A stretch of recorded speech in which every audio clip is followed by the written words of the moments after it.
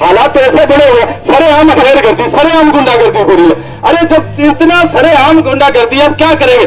हम जो लोग आज ईमानदारी से, शराफत से इस देश का पेट भरने का काम कर रहे हैं, अनाज पैदा कर रहे हैं। हरियाणा किसान मंच पंजाब के अंदर जो आंदोलन चला है वो हरियाणा के अंदर पहले भी चला है। जब ये कानून का ये अध्यादेश लेके आए थे उस टाइम से विरोध कर रहे हैं। और हरियाणा किसान मंच जो देश के 250 किसान संगठन इकट्ठे होकर जो शुरुआत की थी अध्यादेश के खिलाफ, उसमें से एक हरियाणा किसान मंच भी है। हम उस समन्वय जो समिति बनी थी ऑल इंडिया लेवल की, उस समन्वय समिति के मेंबर हैं हरियाणा किसान मंच। और दिल्ली के अंदर, चंडीगढ़ के अंदर बार बार बैठकें होती रही है उसी को लेकर कि ये जैसे जैसे कानून आ गए उसके ऊपर मंथन भी होता रहा है और चर्चाएं हैं, ज्ञापन भी दिए हैं बहुत बार।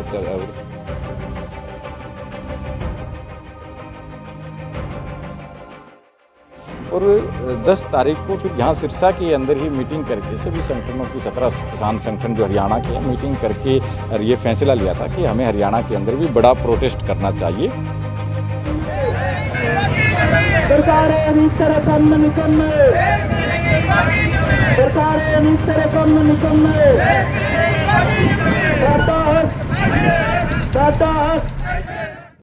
और यहाँ सिरसा जिला साहब गुरु घर के अंदर हमने बैठक करके और 10 तारीख को पीपली में रैली का आयोजन हमने किया था। और तब जो पूरी पुलिस प्रशासन ने, सरकार ने जो है वो उस रैली को विफल करने के तमाम तरीके के हथकंडे अपनाए थे। हमें भी घरों के अंदर कैद करने की कोशिश की, नोटिस भेजे गए, मुकदमे दर्ज किए गए थे। लेकिन हम वहाँ पीपली पहुँचे थे, पुलिस प्रशासन से किसी भी तरीके से बचते हुए वहाँ पर पहुँचकर। और जब वहाँ पहुँचे तो वहाँ पर लाठीचार्ज भी हुआ था। और उसी दिन से फिर फैसला किया था कि हम जो हरियाणा इसको बंद करेंगे। तो 20 अक्टूबर को सिरसा के अंदर भी बड़ा प्रोटेस्ट हमने पंजवाड़ा के अंदर किया था। तो बहुत बड़ी संख्या के अंदर लोग निकल के आए थे। फिर 25 तारीख को ऑल इंडिया का जो है वो बैठक हुई थी, उसमें फैसला लिया भारत बंद का। तब भी यहाँ पे बहुत बड़े प्रोटेस्ट हुए और सारा पूरा जिला जो है बंद करवाया गया था, रोड जाम करवाई गई थी।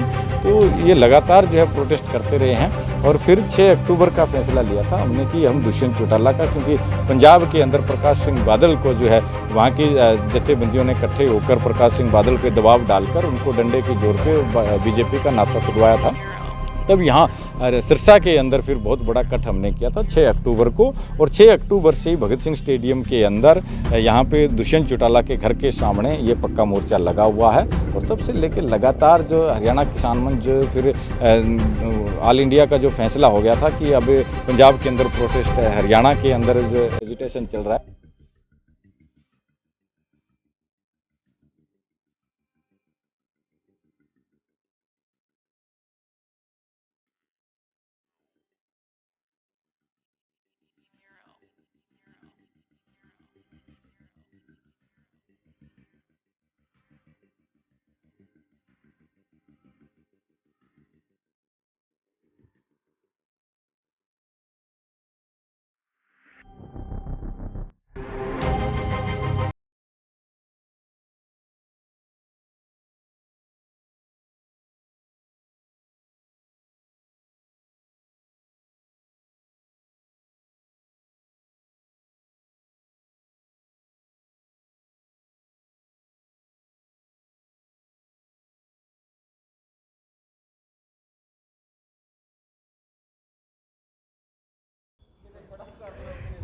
सत श्री अकाल जी, मैं हैप्पी सिंगला। ਤੁਸੀਂ जुड़ चुके हो PV न्यूज़ नाल। जिवें कि कल दे एपीसोड दे विच किसानी अंदोलन नूं लैके गलबात कर रहे सी, चर्चा कर रहे सी भी सिरसा दे अंदर, सिरसा जिले दे अंदर किसानी अंदोलन की रूप लै चुकिया है, कि वह अंदोलन का रूप है या राजनीतिक रूप है। राजनीतिक रूप इस करके कह सकते हैं जिवें अलग अलग संगठन बन चुके ने, अलग अलग धड़े बन चुके ने। कुछ लोग इन्हां नूं राजनीति कह रहे ने ते कुछ इन्हां नूं कह रहे ने भी ये किसानी अंदोलन दी डोर है। अपने अपने नाल पार्टियां दे नाल बंदे जोड़ने, अपने नाल ग्रुप इकट्ठे करने, भी लड़ के है जो ये संघर्ष है, इकट्ठे होकर यह संघर्ष लड़िया जाएगा।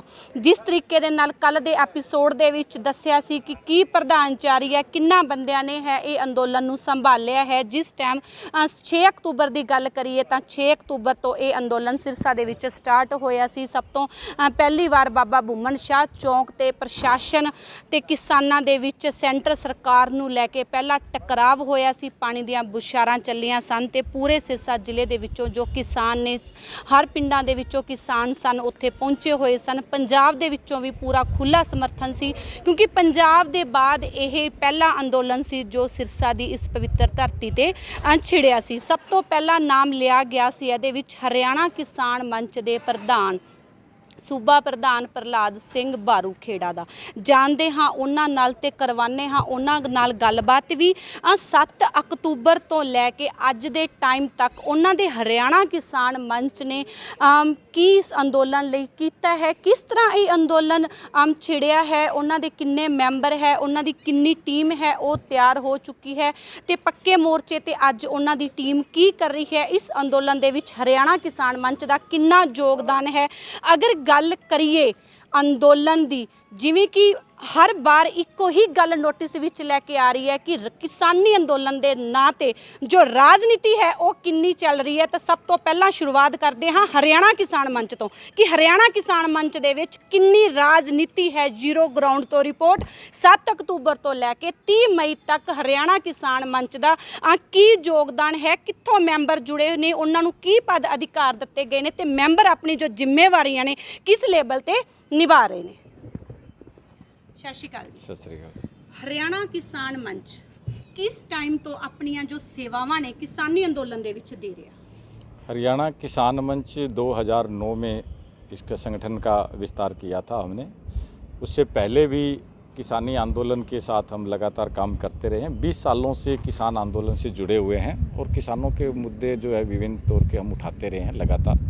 और किसान आंदोलन जो है बहुत पुराना संगठन है और पूरे ज़िले के हर गांव के अंदर हमारे किसान संगठन की जो इकाइयां हैं और किसान संगठन के साथ लोग जुड़े हुए हैं। प्रहलाद जी, जीरो ग्राउंड तो रिपोर्ट दे रहे हाँ किसानी अंदोलन की। पंजाब दे विच 37 जथेबंदियां रल के चल रही ने, सब दा अपना नाम है, पहचान है। किसानी अंदोलन जो ऑर्डीनेंस दे जो बिल पास होए सन, सब तो पहली आवाज़ सी वो पंजाब वालों आई सी। हरियाणा दूसरे नंबर ते आंदा है। सब तो पहला प्रोटेस्ट है सिरसा दी धरती दे 7 अक्तूबर नूं होया सी।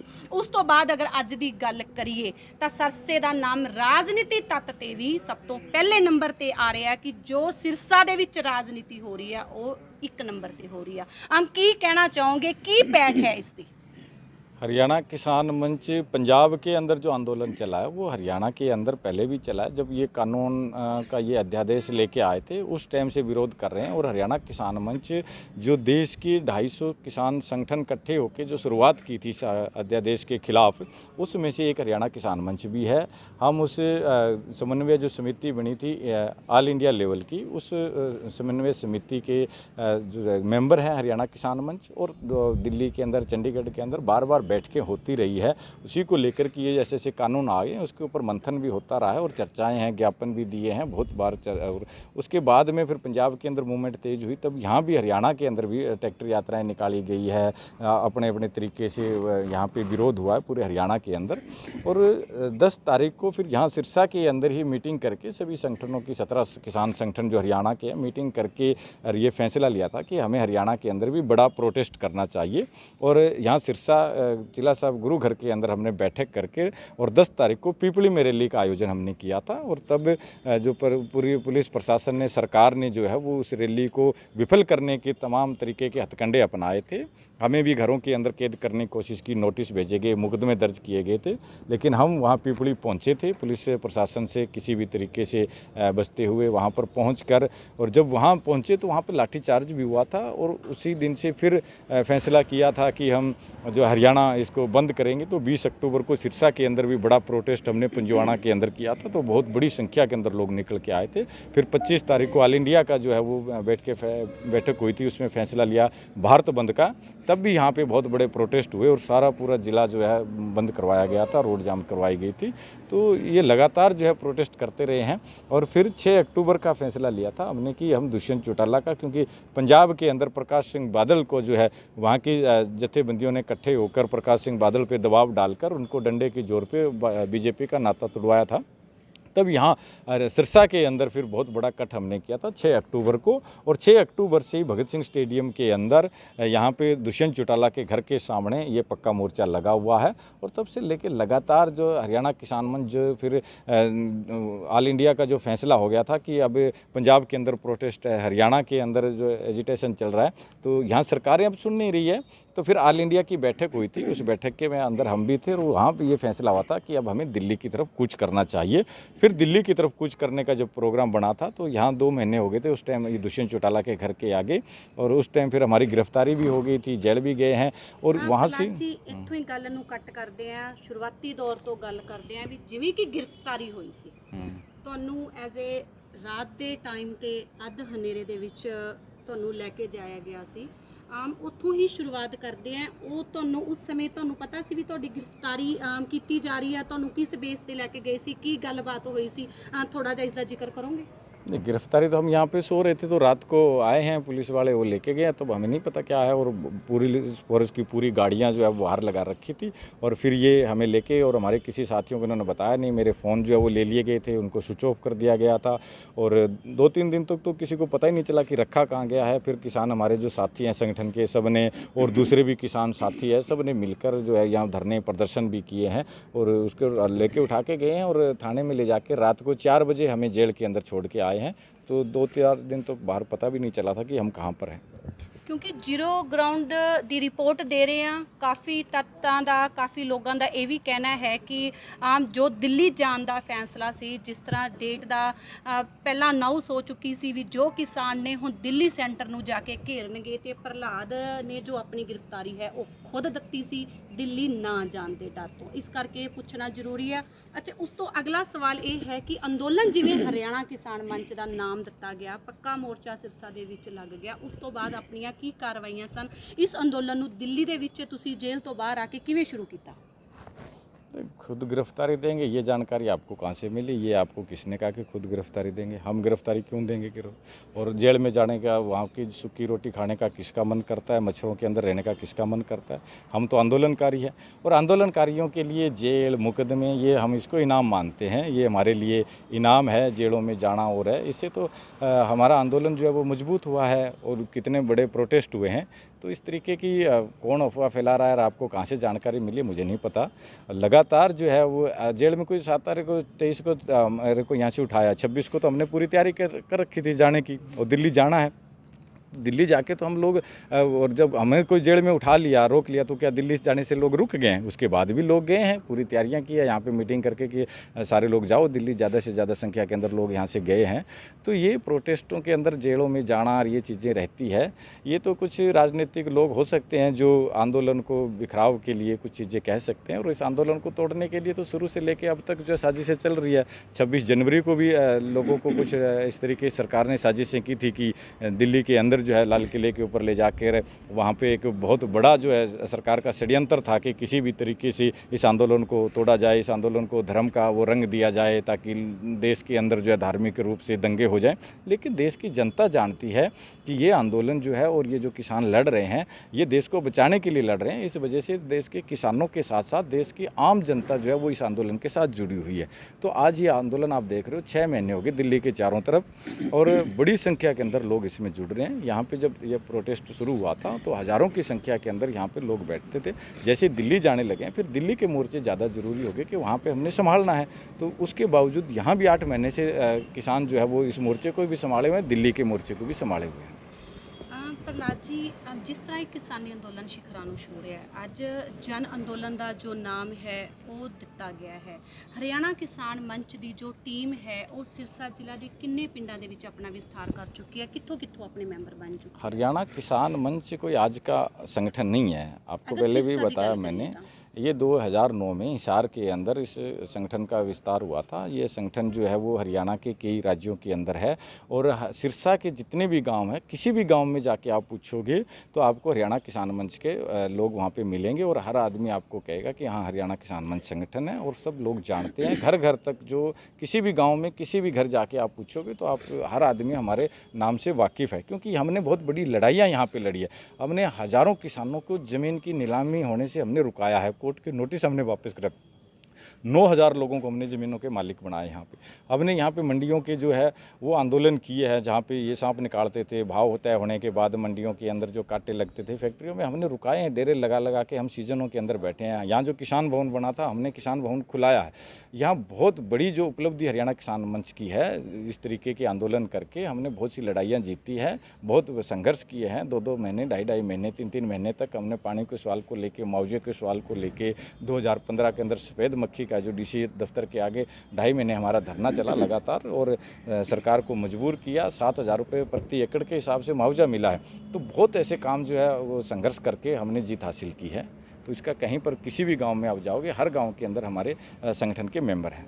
किसानी अंदोलन ਦੇ ਵਿੱਚ ਲੜਾਈ ਸੈਂਟਰ ਨਾਲ बिल्कुल, ये लड़ाई तो जो नीतियों के खिलाफ है कि जो सत्ता में बैठे लोग हैं वो गलत नीति बनाएंगे, उनके खिलाफ है। इससे पहले भी सरकार है वो गलत नीतियाँ बना रहे थे, तब भी उनके खिलाफ लड़ रहे थे। अब ये गवर्नमेंट आ गई है, ये इन्होंने तो हद ही पार कर दी है, ऐसे काले कानून ला के तो इनके खिलाफ भी है। जो सरकारें सत्ता में आएंगे, जो लोग वो किसानों के और देश के खिलाफ जो नीतियाँ बनाएंगे, उनके खिलाफ संघर्ष ये जारी रहेगा। अब ਸਟਾਰਟਿੰਗ ਤੋਂ ਜਿਵੇਂ ਸ਼ੁਰੂਆਤੀ ਦੌਰ ਤੋਂ ਗੱਲ ਕਰੀਏ ਤਾਂ ਕਾਫੀ ਕਿਸਾਨੀ ਜੋ ਆਗੂ ਸਨ ਉਹ ਖੜੇ ਹੋਏ ਸਨ, ਜਿਨ੍ਹਾਂ ਦੇ ਵਿੱਚ ਲਖਵਿੰਦਰ ਲੱਖਾ, ਗੁਰਨਾਮ ਝੱਬਰ, ਚੜੂਨੀ ਸਾਹਿਬ, ਗੁਰਦਾਸ ਸਿੰਘ, ਇਸ ਤੋਂ ਇਲਾਵਾ ਕਾਫੀ ਹੋਰ ਨਾਮ ਵੀ ਆਉਂਦੇ ਸਨ। ਤੁਹਾਡਾ ਨਾਮ ਸੀ ਉਹ ਜਾਣੇ ਪਹਿਚਾਣੇ ਚਿਹਰਿਆਂ ਦੇ ਵਿੱਚ ਸੀ। ਕੀ ਵਜ੍ਹਾ ਮੰਨਦੇ ਹੋ ਕਿ ਅੱਜ ਸਾਰੇ ਅਲੱਗ-ਅਲੱਗ ਹੋ ਕੇ ਲੜਾਈ ਲੜ ਰਹੇ ਆ? ਕਿਉਂਕਿ ਇਹ ਕਿਸਾਨੀ ਦਾ ਮੁੱਦਾ, ਇਹ ਇਕੱਠੇ ਰਹਿ ਕੇ ਨਹੀਂ ਲੜਿਆ ਜਾ ਸਕਦਾ। नहीं, बिल्कुल कोई अलग लेके नहीं लड़ रहे हैं। देश के अंदर 500 किसान संगठन है, एक साथ एकजुट होकर लड़ाई लड़ रहे हैं।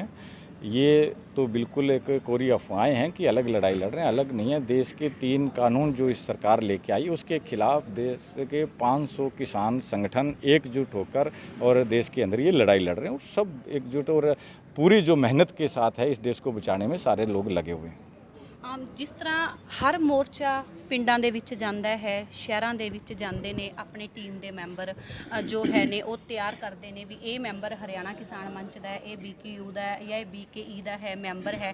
ਤੁਹਾਨੂੰ ਨਹੀਂ ਲੱਗਦਾ ਵੀ ਇਸ ਤਰੀਕੇ ਦੇ ਨਾਲ ਕੁਝ ਅਜਿਹੇ ਨੌਜਵਾਨ, ਅਜਿਹੇ ਕਿਸਾਨ ਆਪਣੇ ਘਰਾਂ ਦੇ ਵਿੱਚ ਬਹਿ ਗਏ ਆ ਜੋ ਇਹਨਾਂ ਪਾਰਟੀਬਾਜ਼ੀਆਂ ਦੇ ਵਿੱਚ ਨਹੀਂ ਪੈਣਾ ਚਾਹੁੰਦੇ? नहीं, ये इसको पार्टीबाजी नहीं कह सकते, ये पार्टीबाजी नहीं, ये कोई राजनीतिक पार्टियां थोड़ी है। ये तो किसान संगठन है और संगठन बनाने का हर आदमी का अधिकार है, कोई भी बना सकता है संगठन। सामाजिक संगठन बने हुए हैं, किसानों के नाम से, मजदूरों के नाम से, कर्मचारियों के, सबके हैं। और देश के अंदर आपने पहले भी बताया कि 500 किसान संगठन है जो एकजुट होकर लड़, तो संगठन बनाना हर आदमी का राइट है और कोई भी आदमी संगठन बना के सामाजिक काम कर सकता है। और हर संगठन का एक अपना दायरा होता है, जिस संगठन के जो कार्य है, जिस तरीके से उसके नियम होते हैं, कायदे कानून होते हैं, और सब लोग जो एक सामाजिक लड़ाई लड़ रहे हैं, कौन सा संगठन क्या लड़ाई लड़ रहा है ये तो जनता तय करती है अपने आप। ਜਿਸ ਟਾਈਮ ਤੋਂ ਇਹ ਅੰਦੋਲਨ ਚੱਲਦਾ ਆ ਰਿਹਾ, ਜੋ ਤੁਹਾਡਾ ਪੱਕਾ ਮੋਰਚਾ ਹੈ, ਹਰਿਆਣਾ ਕਿਸਾਨ ਮੰਚ ਹੈ, ਕੋਈ ਵੀ ਸੰਯੁਕਤ ਮੋਰਚੇ ਦੀ ਕਾਲ ਆਉਂਦੀ ਹੈ ਉਸ ਨੂੰ ਫੋਲੋ ਕਰਦੇ ਨੇ। ਕੀ ਵਜ੍ਹਾ ਹੈ ਕਿ ਤੁਹਾਡੇ ਤੇ ਅੱਜ ਤੱਕ ਕੋਈ ਪਰਚਾ ਨਹੀਂ ਪਿਆ, ਕੋਈ ਤੁਹਾਡੇ ਤੋਂ ਇਸ ਤਰ੍ਹਾਂ ਦੇ ਕੋਈ ਆਰਡਰ ਨਹੀਂ ਆਏ ਹਨ? ਕੀ ਵਜ੍ਹਾ ਮੰਨਦੇ ਹੋ ਕਿ ਜਿਸ ਤਰ੍ਹਾਂ ਕਿ ਅਗਰ ਦੂਸਰੇ ਸੰਗਠਨਾਂ ਦੀ ਗੱਲ करिए तो लगातार बैरिकेड तोड़े जाते हैं, पर्चे पैंदे ने, की वजह है? नहीं, पर्चे नहीं पड़े हैं, ये किसने कहा? मेरे पर तो 307 के मुकदमे हो रहे हैं, लगभग 15-16 पर्चे मेरे ऊपर हुए हैं। कौन कहता है पर्चे दर्ज नहीं हुए? जेल के अंदर मैं जाके आया हूँ, 7 दिन जेल में रखा है, उससे 6 अक्टूबर को किया, तब भी हमें गिरफ्तारियाँ हुई है। तो पर्चे बहुत पड़े हैं, लेकिन हम पर्चों से डरते नहीं हैं, मुकदमों से डरते नहीं हैं। कभी भी मुकदमा बन गया, हमने आज तक जाके ये नहीं कहा हमारे मुकदमे कैंसिल किए जाए। हम कह रहे हैं पर्चे हमारे ऊपर 4 और लगाइए, 4 मुकदमे और दर्ज कीजिए। हम प्रोटेस्ट करेंगे। जब अक्टूबर को लगाया, 7 अक्टूबर को जब हमारी गिरफ्तारी हुई, तब भी हमें कहा, धाराएं लगा दी थी, जेल के अंदर लेके जा रहे थे, तभी उन्होंने कहा कि आप ये धरना मत लगाइए, आपका पर्चा कैंसिल कर देंगे। हमने कहा पर्चा हमारे ऊपर से 10 लगा दीजिए, लेकिन धरना तो लगेगा। जितने दिन जेल में रखोगे, जेल से छूटते सीधे धरने पे जाएंगे, हम तो घर नहीं जाएंगे। तो हम मुकदमों से नहीं डरते हैं, मुकदमे बहुत हुए हैं, पहले भी हुए हैं, लेकिन मुकदमे होने के बाद में हम ये नहीं कहते कि हमारे मुकदमे कैंसिल किए जाएँ। और संयुक्त मोर्चे की ये जो काल है, और हमारा संगठन जो है संयुक्त मोर्चा तो अभी बना है पूरे देश के अंदर, जिसके हम मेंबर हैं, उससे पहले भी लड़ाइयाँ हमने लड़ी है। और आज तक ना तो हमने किसी अपने जितने भी प्रोटेस्ट हुए उनमें किसी एक आदमी के ऊपर ना तो हमने कभी मुकदमा दर्ज होने दिया, ना किसी के ऊपर हमने लट लगने दिया, और जीत भी हासिल की है, बड़ी बड़ी लड़ाइयाँ हमने जीती है। तो ये कोई ऐसा नहीं है कि पर्चे दर्ज करवाने से सारा होता है। पर्चे तो देखो इनाम है, ये पहले भी मैंने कहा, और होते रहे हैं। लेकिन संयुक्त मोर्चे का फैसला है कि शांतिपूर्ण तरीके से इस आंदोलन को चलाना है, जो हमारे संगठन का भी है यही फैसला कि हम कोई भी प्रोटेस्ट करेंगे वो बिल्कुल शांतिपूर्ण तरीके से करेंगे, क्योंकि शांतिपूर्ण तरीका अपनाने से ही हमारे संगठन की और देश का जो संयुक्त मोर्चा है उसकी ये ताकत है। आज देश और दुनिया के अंदर जो चर्चा हो रही है वो इसी वजह से हो रही है कि आज ये 6 महीने से लगातार आंदोलन लड़ रहे हैं, और इतने लाखों लोग इकट्ठे हो गए, और इन लोगों ने कभी भी कहीं पर कोई नुकसान नहीं किया है, सिर्फ अपनी मांगों को लेकर। और उसी वजह से आज दुकानदार है, दूसरे जो वर्ग है, कर्मचारी है, और जो वर्ग हैं वो भी इस आंदोलन के समर्थन में आए हैं। वो सिर्फ इसी वजह से समर्थन में आ रहे हैं कि ये लोग अपने हकों के लिए और जायज़ मांगों के लिए एक अनुशासन में रहकर और शांतिपूर्ण तरीके से लड़ाई लड़ रहे हैं। ਪ੍ਰਹਲਾਦ ਸਿੰਘ ਬਾਰੂਖੇੜਾ ਇਹਨਾਂ ਨਾਲ ਤੁਹਾਡੀ ਗੱਲ ਕਰਵਾਈ ਹੈ, ਜੋ ਇਹਨਾਂ ਦੇ ਵਿਚਾਰ ਨੇ ਬਿਲਕੁਲ ਕੋਰੇ ਕਾਗਜ਼ ਦੀ ਤਰ੍ਹਾਂ, ਬਿਲਕੁਲ ਜੋ ਵਿਚਾਰ ਹੈ, ਜੋ ਸੋਚ ਹੈ ਉਹਨਾਂ ਨੇ ਰੱਖੀ ਹੈ। ਸਾਡਾ ਕੁਐਸਚਨ, ਸਾਡਾ ਸਵਾਲ ਪਬਲਿਕ ਤੋਂ ਕਿ ਇਹ ਰਾਜਨੀਤੀ ਹੈ। ਜਿਵੇਂ ਕਿ ਸਿਰਸਾ ਦੇ ਵਿੱਚ, ਸਿਰਸਾ ਜ਼ਿਲ੍ਹਾ ਦੀਆਂ ਜੋ ਗੱਲਾਂ ਚੱਲ ਰਹੀਆਂ ਨੇ, ਕਿਸਾਨੀ ਅੰਦੋਲਨ ਨੂੰ ਲੈ ਕੇ ਵੀ ਗੁੱਟ ਬਣ ਚੁੱਕੇ ਨੇ, ਰਾਜਨੀਤੀਆਂ ਹੋ ਰਹੀਆਂ ਨੇ, ਤਾਂ ਪਹਿਲੀ ਸ਼ੁਰੂਆਤ ਕੀਤੀ ਸਿਰਸਾ ਦੇ ਪੱਕਾ ਮੋਰਚਾ ਤੋਂ, ਹਰਿਆਣਾ ਕਿਸਾਨ ਮੰਚ ਤੋਂ ਕਿ ਕਿੰਨੇ % ਰਾਜਨੀਤੀ ਹੈ। ਆਪਣੇ ਕਮੈਂਟ ਵਿੱਚ ਜ਼ਰੂਰ ਦੱਸਣਾ। ਅੱਜ ਪਹਿਰੇਦਾਰ ਭਾਰਤ ਨਿਊਜ਼, PV ਨਿਊਜ਼ ਦੀ ਟੀਮ ਜਿਸ ਤਰ੍ਹਾਂ ਅੱਜ ਇੱਥੇ ਪਹੁੰਚੀ ਨੇ, ਤੇ ਉਹਨਾਂ ਦੇ ਕੁਝ ਮੈਂਬਰ ਇੱਥੇ ਮੌਜੂਦ ਨੇ, ਉਹਨਾਂ ਨਾਲ ਵੀ ਗੱਲ ਕਰਾਵਾਂਗੀ ਕਿ ਉਹ ਇਸ ਅੰਦੋਲਨ ਦੇ ਨਾਲ ਕਿਵੇਂ ਜੁੜੇ ਤੇ ਉਹ ਕੀ ਸੋਚ ਲੈ ਕੇ ਚੱਲੇ ਨੇ। ਹਾਂਜੀ ਹਰਜਿੰਦਰ ਜੀ, ਆਮ ਕਿੱਥੋਂ ਬਿਲੋਂਗ ਕਰਦੇ? ਮੈਂ ਰਾਣੀਆਂ ਤੋਂ ਬਿਲੋਂਗ ਕਰਦਾ ਜੀ। ਹਰਿਆਣਾ ਕਿਸਾਨ ਮੰਚ ਦਾ ਯੁਵਾ ਪ੍ਰਧਾਨ ਹਾਂ ਜੀ, ਰਾਣੀਆਂ ਹਲਕੇ ਦਾ। ਤੇ ਮੈਨੂੰ 6 ਮਹੀਨੇ ਹੋ ਗਏ ਹਰਿਆਣਾ ਕਿਸਾਨ ਮੰਚ ਨਾਲ ਜੁੜੇ ਨੇ। ਜਦੋਂ ਮੈਂ ਪਹਿਲੋਂ ਵੀ ਇਹਨਾਂ ਬਾਰੇ ਸੁਣਦਾ ਸੀ, ਪ੍ਰਹਲਾਦ ਜੀ ਦੀਆਂ ਖਬਰਾਂ ਵੀ ਦੇਖਦਾ ਸੀਗਾ ਕਿ ਜੋ ਵੀ ਇਹਨਾਂ ਨੇ ਪ੍ਰੋਟੈਸਟ ਕੀਤੇ ਆ, ਤੇ ਉਸ ਤੋਂ ਬਾਅਦ ਮੇਰੇ ਮਨ ਕੀਤਾ ਕਿ ਇਹ ਬੜੀ ਵਧੀਆ ਇੱਕ ਸੰਗਠਨ ਚੱਲ ਰਿਹਾ ਕਿ ਇਹਦੇ ਨਾਲ ਆਪਾਂ ਨੂੰ ਜੁੜਨਾ ਚਾਹੀਦਾ, ਕਿਉਂਕਿ ਜਦੋਂ ਤੱਕ ਆਪਾਂ ਕਿਸੇ ਵੀ ਸੰਗਠਨ ਨਾਲ ਨਹੀਂ ਜੁੜਦੇ ਉਦੋਂ ਤੱਕ ਆਪਾਂ ਇਕੱਲੇ ਭੱਜ ਕੇ ਜਿੱਤ ਹਾਸਲ ਨਹੀਂ ਕਰਦੇ।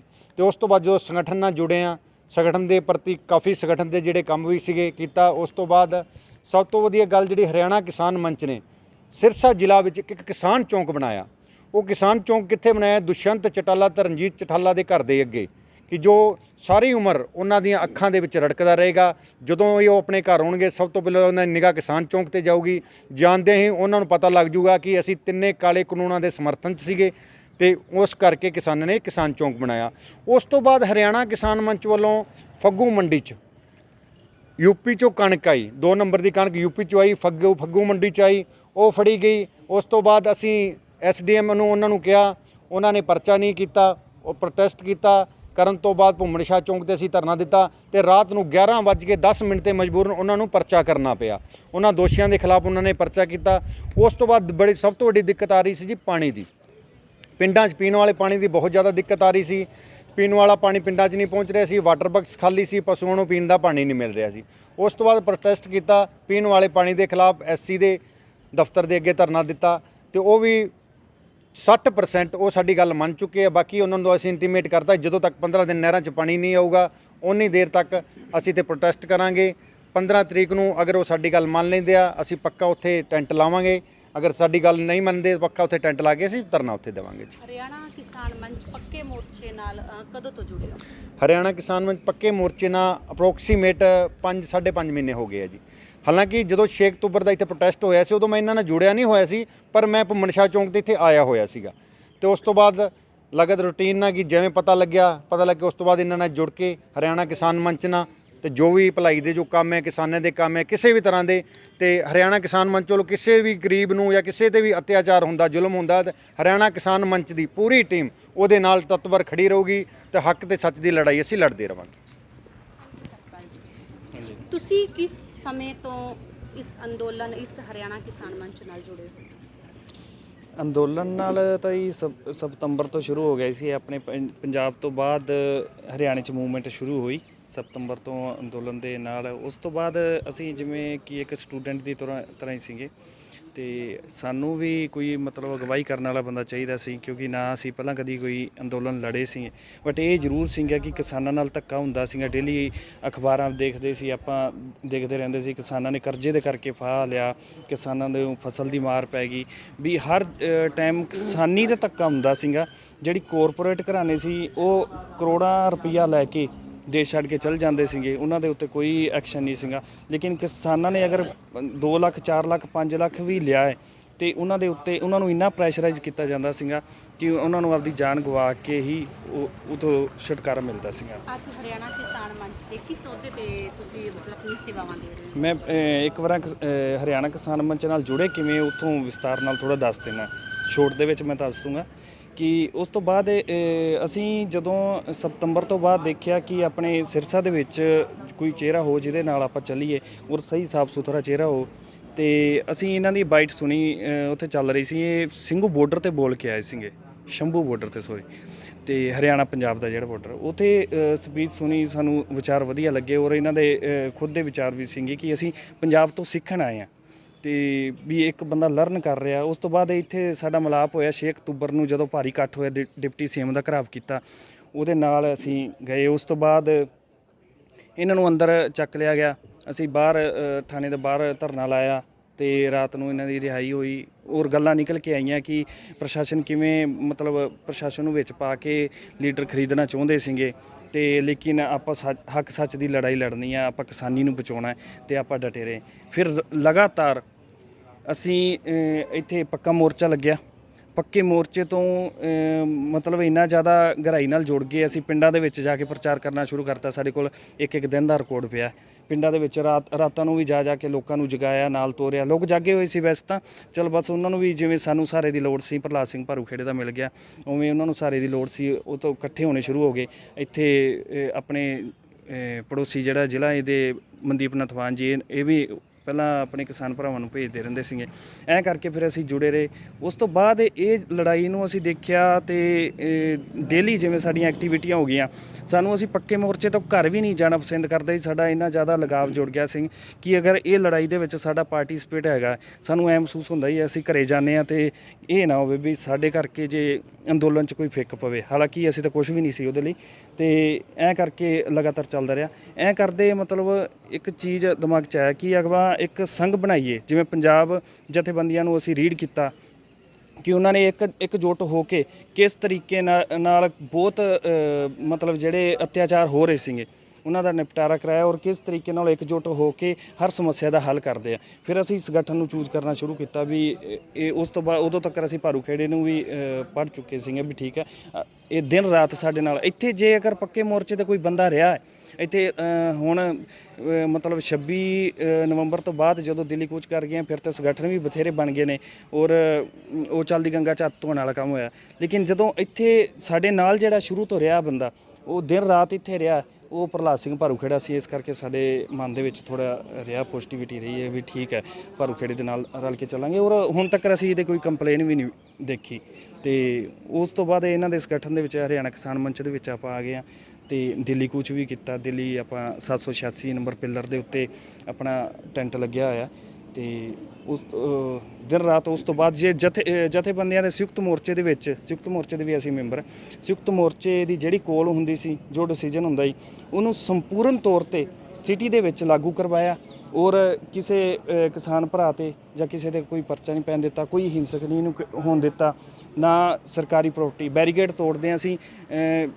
ਹੋਰ ਕੋਈ ਪ੍ਰਾਪਰਟੀ ਦਾ ਨੁਕਸਾਨ ਕਰਦੇ ਹੋ, ਸਰਕਾਰੀ ਪ੍ਰਾਪਰਟੀ ਤਾਂ ਸਾਡੀ ਹੈ, ਸਾਡੇ ਟੈਕਸ ਨਾਲ ਬਣੀ ਹੋਈ ਆ, ਕੋਈ ਇਹਦਾ ਕੋਈ ਪਿਓ ਤਾਂ ਨਹੀਂ ਲੱਗਦਾ ਨਾ। ਤੇ ਇਸ ਕਰਕੇ ਅਸੀਂ ਮਤਲਬ ਇੱਕ ਸ਼ਾਂਤੀਪੂਰਵਕ ਤਰੀਕੇ ਨਾਲ ਪ੍ਰੋਟੈਸਟ ਨੂੰ ਚਲਾਇਆ। ਹੁਣ ਵੀ ਲੱਗੇ ਹੋਏ ਆ ਤੇ ਹਰੇਕ ਵਰਗ ਦਾ ਸਾਨੂੰ ਸਹਿਯੋਗ ਵੀ ਰਿਹਾ। ਹਰ ਇੱਕ ਜਿਵੇਂ ਲੰਮਾ ਖਿੱਚਿਆ ਸ਼ਾਂਤੀਪੂਰਵਕ ਸੀਗਾ, ਹਰ ਇੱਕ ਵਰਗ ਸਾਡੇ ਨਾਲ ਸਹਿਯੋਗ ਦੇ ਵਿੱਚ ਵੀ ਆਇਆ। ਇਸ ਸਮੇਂ ਕਿਹੜੇ ਅਹੁਦੇ ਤੇ ਕਰ ਰਹੇ ਹੋ ਹਰਿਆਣਾ ਕਿਸਾਨ ਮੰਚ ਦੇ ਵਿੱਚ? ਤੁਹਾਨੂੰ ਕੀ ਅਹੁਦਾ ਮਿਲਿਆ ਹੋਇਆ ਵੀ ਤੁਸੀਂ ਆਪਣੀਆਂ ਸੇਵਾਵਾਂ ਦੇ ਰਹੇ ਹੋ? ਤੁਸੀਂ ਕਿੰਨੇ ਇਹ ਹਰਿਆਣਾ ਕਿਸਾਨ ਮੰਚ ਦੀ ਟੀਮ ਨੇ ਖੈਰ ਮੈਨੂੰ ਤਾਂ ਪਤਾ ਨਹੀਂ ਸੀ, ਅੱਜ ਹੀ ਅਨਾਉਂਸ ਕਰਤਾ ਕਿ ਪ੍ਰਦੇਸ਼ ਦੇ ਵਿੱਚ ਯੁਵਾ ਪ੍ਰਧਾਨ ਬਣਾਇਆ। ਤੇ ਲੇਕਿਨ ਮੈਂ ਤਾਂ ਬਹੁਤ ਛੋਟਾ ਜਿਹਾ, ਮੈਂ ਏਡਾ ਵੱਡਾ ਅਹੁਦੇ ਤੋਂ ਹੈ ਨਹੀਂ ਹੈ, ਪਰ ਚਲੋ ਇਹਨਾਂ ਨੇ ਰਲ ਕੇ ਜੋ ਫੈਸਲਾ ਲਿਆ, ਜੋ ਜ਼ਿੰਮੇਵਾਰੀ ਸੌਂਪੀ ਆ, ਤੇ ਮੈਂ ਕੋਸ਼ਿਸ਼ ਕਰੂੰਗਾ ਕਿ ਇਹਨੂੰ ਬਖੂਬੀ ਇੱਕ ਵਧੀਆ ਢੰਗ ਨਾਲ ਨਿਭਾਊਂਗਾ। ਕਿਉਂਕਿ ਅੰਦੋਲਨ ਦੀ ਗੱਲ ਕਰੀਏ, ਮੈਂ ਤਾਂ ਪੇਪਰ ਵੀ ਟਿਕਰੀ ਬਾਰਡਰ ਤੇ ਬਹਿ ਕੇ ਦਿੱਤੇ ਆ ਆਪਦੇ MBA ਫਾਈਨਲ ਦੇ, ਤੇ ਆਪਣਾ ਅੰਦੋਲਨ ਨਾਲ ਪੂਰਾ ਲਗਾਵ ਹੈ। ਚਲੋ ਜਿਸ ਤਰ੍ਹਾਂ ਪ੍ਰਹਲਾਦ ਸਿੰਘ ਬਾਰੂਖੇੜਾ ਦਾ ਨਾਮ ਆ ਰਿਹਾ, ਕਾਫੀ ਚਰਚਾਵਾਂ ਦੇ ਵਿੱਚ ਹੈ। ਅੱਜ ਬੱਚਾ ਜਾਣਦਾ ਹੈ ਕਿ ਉਹਨਾਂ ਨੇ ਕਿਸ ਲਗਨ ਦੇ ਨਾਲ ਇਸ ਕਿਸਾਨੀ ਅੰਦੋਲਨ ਦੇ ਵਿੱਚ ਆਪਣਾ ਯੋਗਦਾਨ ਪਾਇਆ, ਤੇ ਕਿਸਾਨੀ ਅੰਦੋਲਨ ਨੂੰ ਅੱਜ ਇੱਥੋਂ ਤੱਕ ਲੈ ਕੇ ਆ ਰਹੇ ਨੇ ਕਿ ਇਹਨੂੰ ਸ਼ਾਂਤੀ ਪ੍ਰਿਆ ਜੋ ਅੰਦੋਲਨ ਹੈ, ਸ਼ਾਂਤੀ ਪੂਰਵਕ ਦਾ ਨਾਂ ਜੋ ਇਹਦਾ ਪਾਰਾ ਹੈ ਉਹ ਅੱਜ ਉਹ ਚੜ ਚੁੱਕਿਆ ਹੈ। ਲੇਕਿਨ ਕੁਝ ਸਵਾਲਾਂ ਦੇ ਕੁਝ ਅਜਿਹੇ ਜਵਾਬ ਸੀ ਜੋ ਪ੍ਰਹਲਾਦ ਜੀ ਨੂੰ ਨਹੀਂ ਕਰ ਸਕਦੇ, ਕਿਉਂਕਿ ਠੇਸ ਪਹੁੰਚਦੀ ਹੈ ਜਦੋਂ ਬੰਦੇ ਦੇ ਸੁਭਾਵੀ ਤੇ ਗੱਲ ਹੁੰਦੀ ਹੈ। ਤਾਂ ਕੀ ਵਜ੍ਹਾ ਮੰਨਦੇ ਹੋ ਕਿ ਇੱਕ ਦੋ ਜੋ ਆਰੋਪ ਲੱਗੇ ਨੇ ਉਹ ਇਸ ਮੋਰਚੇ ਤੇ ਹੀ ਲੱਗੇ ਨੇ? ਜਿਵੇਂ ਕਿ ਆਪਾਂ ਚੰਦੇ ਦੀ ਗੱਲ ਕਰੀਏ ਜਾਂ ਪ੍ਰੋਪਰਟੀ ਨੂੰ ਲੈ ਕੇ ਗੱਲ ਕਰੀਏ ਵੀ ਇਹਨਾਂ ਨੇ ਕਿਸੇ ਗੱਲ ਦਾ ਲੁਕੋ ਰੱਖਿਆ ਹੈ। ਕੀ ਕਹਿਣਾ ਚਾਹੋਗੇ ਵੀ ਕੀ ਉਸ ਟਾਈਮ ਤੇ ਬਤੀਤ ਸੀ ਜਦੋਂ ਇੱਕ ਇਨਸਾਨ ਭਲਾਈ ਲਈ ਕੰਮ ਕਰ ਰਿਹਾ ਹੈ ਤੇ ਉਹਨਾਂ ਤੇ ਇਹ ਇਲਜ਼ਾਮ ਲੱਗਦੇ ਨੇ? ਕੀ ਕਹਿਣਾ ਚਾਹੋਗੇ? ਚੰਦੇ ਦਾ ਅਸੀਂ ਸੁਣਿਆ ਸੀ ਜਦੋਂ ਟਿਕਰੀ ਬਾਰਡਰ ਤੇ ਸੀ, ਸਾਨੂੰ ਤੇ ਬੜੀ ਦੁੱਖ ਵਾਲੀ ਗੱਲ ਹੈ, ਸਾਨੂੰ ਹੈਰਾਨਗੀ ਵੀ ਬਹੁਤ ਹੋਈ ਕਿ ਅਸੀਂ ਅਕਤੂਬਰ ਤੋਂ ਦਿਨ ਰਾਤ ਇੱਕ ਕਰਦੇ ਹਾਂ। ਸਾਨੂੰ ਜਦੋਂ ਅਸੀਂ ਉੱਥੇ ਜਾਣਾ ਸੀਗਾ, ਕੂਚ ਕਰਨਾ ਸੀ, ਪਿੰਡਾਂ 'ਚ ਜਾ ਕੇ ਅਸੀਂ ਪ੍ਰਚਾਰ ਕਰ ਰਹੇ ਹਾਂ ਕਿ ਕਿਸੇ ਨੇ ਵੀ ਕਿਸਾਨੀ ਅੰਦੋਲਨ ਦੇ ਨਾਮ 'ਤੇ ਕਿਸਾਨਾਂ ਨੂੰ ਕੁਝ ਰੁਪਈਆ ਨਹੀਂ ਦੇਣਾ ਆਗੂ ਸਮਝ ਕੇ। ਔਰ ਜੋ ਸਮਾਨ ਦੀ ਸਾਨੂੰ ਇੱਥੇ ਜ਼ਰੂਰਤ ਸੀਗੀ 26 ਤਰੀਕ ਤੋਂ ਪਹਿਲਾਂ, ਜਿਹੜੇ ਸਮਾਨ ਦੀ ਜ਼ਰੂਰਤ, ਸਾਨੂੰ ਟੈਂਟ ਦੀ ਲੋੜ ਸੀ, ਟੈਂਟ ਕਿਸੇ ਨੇ ਮੁਹੱਈਆ ਕਰਾਇਆ, ਤੇ ਮਾਈਕ ਦੀ ਲੋੜ ਸੀ, ਸਪੀਕਰ ਦੀ ਲੋੜ ਸੀ, ਸੰਗਤ ਨੇ ਸਾਨੂੰ ਪ੍ਰੋਵਾਈਡ ਕੀਤਾ, ਤੇ ਉਦੋਂ ਤੱਕ ਤਾਂ ਸਾਨੂੰ ਕੋਈ ਰੁਪਈਆ ਨਹੀਂ ਸੀ। ਉਸ ਤੋਂ ਬਾਅਦ ਫਿਰ ਇਹ ਜਿਹੜਾ ਚੰਦੇ ਵਾਲਾ ਇਲਜ਼ਾਮ ਲਾਇਆ ਗਿਆ, ਇਹ ਸਾਰੇ ਰਾਜਨੀਤਿਕ ਪਾਰਟੀਆਂ ਨਾਲ ਜਿਹੜੇ ਮਿਲੇ ਹੋਏ ਲੋਕ ਆ, ਰਾਜਨੀਤਿਕ ਪਾਰਟੀਆਂ ਨੂੰ ਇਹ ਸੀਗਾ ਕਿ ਜੇ ਅਗਰ ਇਹ ਹੁਣ ਜਿਸ ਤਰੀਕੇ ਨਾਲ ਇਹ ਲੋਕ ਅੱਗੇ ਵਧ ਰਹੇ ਆ, ਕੱਲ੍ਹ ਨੂੰ ਸਾਨੂੰ ਆਪਦੀ ਜ਼ਮੀਨ ਤਰਾਸਣੀ ਔਖੀ ਨਾ ਹੋ ਜੇ, ਸਾਨੂੰ ਇਹ ਕਿਤੇ ਲਾਹ ਕੇ ਨਾ ਸੁੱਟ ਦੇਣ। ਉਹਨਾਂ ਕੋਲ ਹੋਰ ਕੋਈ ਬਹਾਨਾ ਨਹੀਂ ਸੀ। ਮੈਂ ਤਾਂ ਇਹ ਮੰਨ ਕੇ ਚੱਲਦਾ ਉਹਨਾਂ ਨੇ ਇਸ ਤਰੀਕੇ ਦੇ ਛੜਯੰਤਰ ਰਚੇ, ਲੋਕਾਂ ਨੂੰ ਵਿੱਚ ਭਰਮਿਤ ਕੀਤਾ। ਜੇ ਕੋਈ ਕਿਸੇ ਨੇ ਪੈਸਾ ਦਿੱਤਾ ਸਾਹਮਣੇ ਆਵੇ, ਆਣ ਕੇ ਕਵੇ ਵੀ ਮੈਂ ਇੰਨਾ ਰੁਪਈਆ ਦਿੱਤਾ, ਕਲੀਅਰਟੀ ਤਾਂ ਹੁੰਦੀ ਹੈ। ਕਿਸੇ ਦੇ ਉੱਤੇ ਇਲਜ਼ਾਮ ਲਾਉਣਾ ਤਾਂ ਸੌਖਾ। ਸਵਾਲ ਹੋਰ, ਕਿਸਾਨੀ ਅੰਦੋਲਨ ਛਿੜਿਆ, ਸਭ ਤੋਂ ਪਹਿਲਾਂ ਬਾਈਕਾਟ ਕੀਤਾ ਗਿਆ ਨੇਤਾਵਾਂ ਦਾ, ਕਿਉਂਕਿ ਉਹਨਾਂ ਨੇ ਆਪਣੇ ਸਿਰ ਤੇ ਜੋ ਛੜ ਦੀ ਤਲਵਾਰ ਸੀ ਆਪਣੇ ਤੇ ਸੁੱਟੀ ਸੀ। ਰਾਜਨੀਤੀ ਦਾ ਬਹਿਸ਼ਕਾਰ ਕੀਤਾ ਗਿਆ ਸੀ। ਗੋਕੁਲ ਸੇਤੀਆ ਕਿਸੇ ਪਾਰਟੀ ਨੂੰ ਬਿਲੋਂਗ ਨਹੀਂ ਕਰਦੇ ਸਨ, ਉਹਨਾਂ ਨੂੰ ਨਾਲ ਲੈ ਕੇ ਨਹੀਂ ਚੱਲਿਆ ਗਿਆ। ਉਸ ਤੋਂ ਬਾਅਦ ਜਗਦੀਸ਼ ਨਹਿਰਾ ਜੀ ਨੇ ਆਪਣਾ ਅਸਤੀਫਾ ਦਿੱਤਾ, ਉਹਨਾਂ ਨੂੰ ਵੀ ਇੱਕ ਰਾਜਨੀਤਿਕ ਤੱਤ ਕਹਿ ਕੇ ਛੱਡਿਆ ਗਿਆ। ਕਿਸਾਨਾਂ ਵੱਲੋਂ ਕੋਈ ਉਹਨਾਂ ਦਾ ਮਾਨ ਸਨਮਾਨ ਨਹੀਂ ਹੋਇਆ।